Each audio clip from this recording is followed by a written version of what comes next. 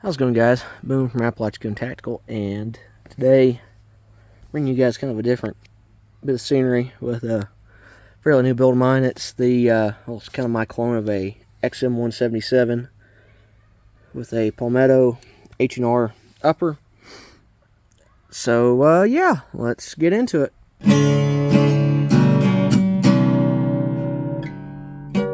Alright guys, so a couple days down the road, few small changes from the intro, obviously in a different spot, and changed a couple of things on the build. Now I will say, before I get too far into this, I will probably use the term rifle and pistol interchangeably in this video, just because it technically by legality is a pistol, but in terms of the historical purposes, it was used as a submachine gun or a carbine rifle. So with that being said, let's get into it. Starting out from the good old-fashioned tip to butt over here. Of course, obviously, we have the H&R XM177 upper from Palmetto in 5.56. Good old-fashioned 5.56.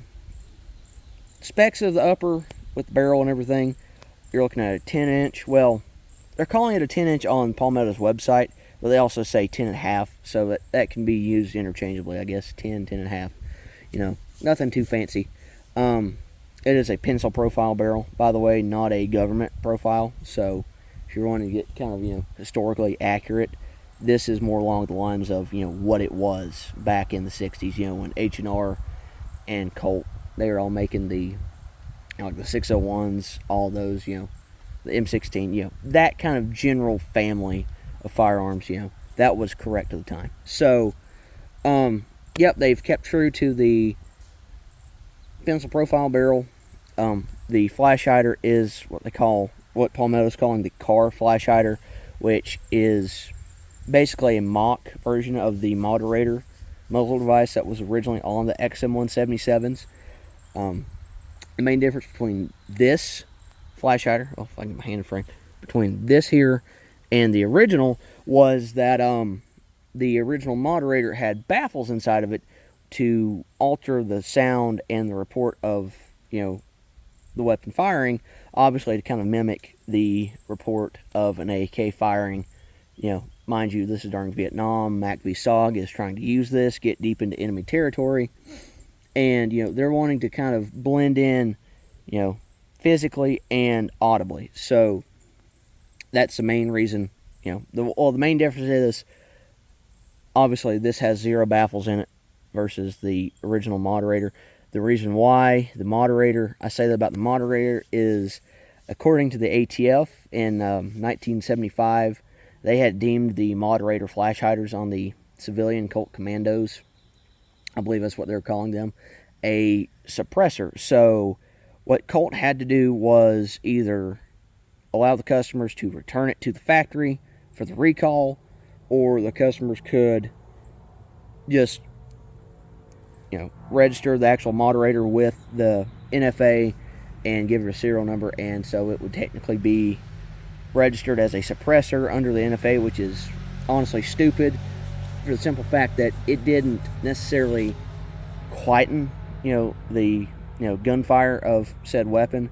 It just altered it. Now, there are some sources that say it might have adjusted the volume by like 1 or 2 decibels, which is just so, it's so minute of a difference that it shouldn't really, in my opinion, shouldn't really be considered a suppressor. Suppressor would be anything that reduces at least, muzzle blast by 10, 20, 30 decibels, that's just me. So, yeah, that's how Palmetto decided to do the mock flash hider, which it does this job wonderfully. I will say it does kind of add a blast can effect when you're shooting at a longer range, so that all that concussion just goes down range, which is a nice touch. I like it because, it keeps it from coming back at you and just, rattling your teeth out of your head. So, even with a short barrel, you'll have that happen. So yeah, that's good on Palmetto's part. I like how they've done it, how they've executed the whole setup. Now moving back, let me get over here, probably see my feet here in the frame. Getting up to the front sight block, of course, obviously, before we do anything, pop the mag out, make sure the weapon is cleared. Obviously, clear weapon, you know. Then, okay, it is, you know, cold, if you will. Front sight block, you're looking at the kind of 5-point, if you will, style of the front sight posts they used to put on these. And it has a older style front sight, which is the round profile. At the top, you can definitely see it. If I can get the camera to focus. There it is. So it is a round profile, whereas the modern A2 and up, I would say, front sight posts and M4s run the square with the 4-notch style of turret, or however you want to call it. So, you know, that for historical accuracy, I do commend PSA for doing that, which honestly I like this a little better because it just gives me a better sight picture, in my honest opinion, and, you know, my eyesight. Moving back, the old-fashioned slim carbine handguard, and it's the 6-hole handguard, top and bottom. As you can see in there, there is a little bit of writing. Let me turn it around here. That says, look, this other day, it says H&R 556 right there, you guys can see. Then 1 and 7. So it is a 1 and 7 twist, whereas the older M16s were 1 and 12 twist, which personally I like the 1 and 7. You know, shorter rifle, it just kind of gives you a little extra spin on the bullet before it leaves the chamber, or leaves the barrel. And, you know, people can say what they want to. I like 1 and 7 just because of how common it is. And it gets the job done, guys. It's, you know, there's nothing too wrong with it. And moving back also, you do have the old school style retainer ring, whereas other ARs will have the modern Delta ring. Like I said, just the little historical kind of, you know, correct touches on this, I really appreciate. And I'm very impressed with from Palmetto specifically. Yeah, it is a slick side receiver. Note, I did say the XM177, not the E1. The E1s did have the forward assist. I had initially thought I had bought the E1 style upper. However, dummy me here decided to buy the E, or the standard 177. Not that big of a difference, not that big of a deal. Honestly, if you keep it running right, it's, you know, it can be done. Literally, my opinion, and from what I've seen, the only time you'll really need a forward assist is if it's dirty. And if you need a forward assist, you probably shouldn't be shooting the gun, because there's a blockage. You need to stop, get it loose, clean it out, you know, stop before you go too far. Old school style, you know, I'd say old school. Just, you know, basic dust cover. Nothing too fancy other than that. Of course, you do have the A1 style for rear sights with the long range and the close range peeps. Which, to be quite honest, if I get, sorry guys, focus in here, I cannot tell that much difference between the close-up. Well, never mind, I do see a little bit of a difference. Long range just ever so slightly smaller in terms of internal diameter. It does provide a great sight picture, even though this is more of a close range type of firearm. You can still probably reach out within the 100-yard mark and touch a target if you wanted to. You know, it might not be a nail driver by any means, but you can still hit your target. It's super accurate. Moving down from the upper, well, moving more into the inside of the upper, you do have, let me get in here, I want to say a Toolcraft bolt carrier made for Palmetto. This that's typically who does a lot of their bolts and everything for their ARs and AKs, which it's a Carpenter 177. Well, I need to get this back out here for a second. I want to show you guys something. Not 177, sorry guys. Carpenter 158 grade steel, a full auto profile or M16 profile, however you want to call that. And the neat part about this, can't even find it on here, on this bolt specifically, on this bolt carrier, you can see, oh, got a little bit of oil on me, oh well. It says MP, sorry I can't talk, magnetic particle, or MP for magnetic particle tested. The standard Palmetto bolts do not have that, to my knowledge. That I've seen the older ones, I know, have like laser etching. Mine, the one on my carbine, you guys have probably seen the other video I posted, does not have that. It just says C158, and it does say MP. Well, I can't remember if it says MP or not. I want to say it does, and it's just, you know, kind of etched in, but that is more true to form in terms of what the original H&R bolt carriers did have, which it's a neat touch. I kind of like how they did that. Yeah, shoots great. I have no issues with it, other than I did have a few failure to feeds initially, just on breaking it in. Of course, obviously everything was still kind of fresh, and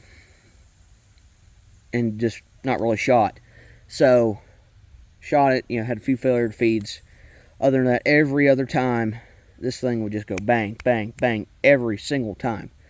And I really appreciate that about this, because it's it's a treat to shoot. I'm really telling you guys, it's a sweet shooting gun, I tell you. Moving down, well, yeah, moving down from the bolt, if you will. We've got in lower, nothing too fancy at all, other than the that you guys probably see. Maybe, no, it's fine. Put some aluminum black on that roll pin there or something. But the intro is going to look a little different. This is going to have the bent style of trigger guard. I decided to go back to the old school GI, just kind of flat trigger guard, just kind of keep with the build, and I like these a little better. It just kind of keeps, you know, my hand free. The next thing I did, which some people, this is kind of a very kind of, I wouldn't say hot topic, but very heated debate, if you will. I put a set of Wilson Combat, sorry guys, Wilson Combat anti-walk pins, just because I've had trigger pins walk out on me. So just about every AR I own has a set of anti-walk pins on it, just for that simple fact. I mean, is it a little overkill? Maybe. Does it work? Absolutely. And these are not cheap pins by any means. I know pins, you know, aren't going to be like $60, but these are like 17 on PSA. Super solid though. Super solid pins. I like them. That, and it doesn't obstruct anything, just, you know, from distance. Oh, it's, you know, basic pins. Moving back, obviously got the A2 grip. I've yet to find an A1. I might find an A1 grip, put it on here and see how I feel about it. If I don't like it, I'll, you know, probably take it off, put this guy back on. But for now, this is going to be rocking out with the build. This is the one difference this build has versus the original 177s and the one Palmetto is selling as a complete build. This has a 6-position buffer tube, whereas the originals have a 2-position, which are going to be all the way closed like that, or all the way out like that. So either open or closed. I like having the kind of in-between settings, just because typically I'll either run it closed or open, but I kind of like to have a sweet spot, just kind of in between every once in a while. So this kind of gives me that freedom of choice, if you will. It is a CMMG buffer tube kit that has CMMG's carbine buffer in it. Just because it is a good buffer weight between, you know, carbine gas system and that buffer weight and the bolt carrier, it ejects perfectly. I'll have ejections from either the 3 o'clock position, or say, well, from, let's say from, for this purpose, we'll say the rifle. Just ignore those terrible staking marks here, guys. I do apologize. Yeah, so let's say from the front of this, let's say that's sitting at the 12 o'clock position, 3 o'clock, then 4:30. Anywhere in this range is going to be your sweet spot. If you're overgassing, it's going to go straight back. If you're undergassing, it's going to kind of go out and away from you at your, I would say, 2 o'clock position. People can say what they want to about it. I think it's gassed just right. Of course, with shooting it more, it'll kind of, the gas system will kind of find its sweet spot, if you will. Another thing I did mean to mention, it does have, instead of the standard, like I said, I do apologize for the atrocious staking marks on the backing plate, the detent retainer plate, whatever the heck you want to call these things. Yeah. Just ignore that. I had to kind of back up and punt a couple times just to get this thing perfectly lined up. I know, don't ask me how, but I did. The original XM177s did not have this style of castle nut. They had the old school spanner style, which had, like, a hole here and one on the other side for our old school spanner wrench. It's minor crap that I just didn't, decide to do just because of, simplicity and armorer tools. So I'll leave it at that. Anyways, moving back, this is the most interesting thing that I have seen Palmetto do, specifically since they came out with H&R. I know they had hinted at this a lot, I think on their Instagram page before this officially came out. This is a fairly new item. It is from the H&R line. It is the HAR 15, as they're calling it, stabilizing blade. It is a stabilizing blade, not a stock, a stabilizing blade. I cannot put enough emphasis on that. It is a stabilizing blade. It obviously does resemble a Car 15 stock with the butt plate removed, so you can't shoulder it like a stock for legal purposes.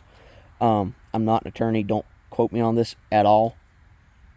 But it's a super solid setup. The only thing I am kind of iffy on is the way this latching system or locking system is, where the old school Car 15 stocks actually have the wider paddle or lever. This just has a real skinny kind of blade, but once you get broken, it does the same. It's, not anything too major. I just kind of thought I'd point that out. I guess just to keep it within compliance, they decided to do that. But it does offer a good, solid, stabilizing ability. I'm just going to be very vague on that terminology, just because I don't want to get no-knocked by anybody, or, anything. I don't want to be caught up in any legal trouble. So, it is truly a blade, though. It does have a QD mount back here for any quick disconnect, sling swivels, whatever, what have you. But it's super solid. I like it. It does give a good solid cheek weld in terms of that. And you do have your sling kind of points here and here, so you can kind of wrap it around like I did, or paracord, however you want to do it. But super solid build, simple. I love it. It's probably going to be my truck gun for for a good while, if not my go-to crap hits the fan type of rig. I know it doesn't have light, whatever other options guys will like to run, but in all essence, really and truly, I don't intend on getting into any firefights at night.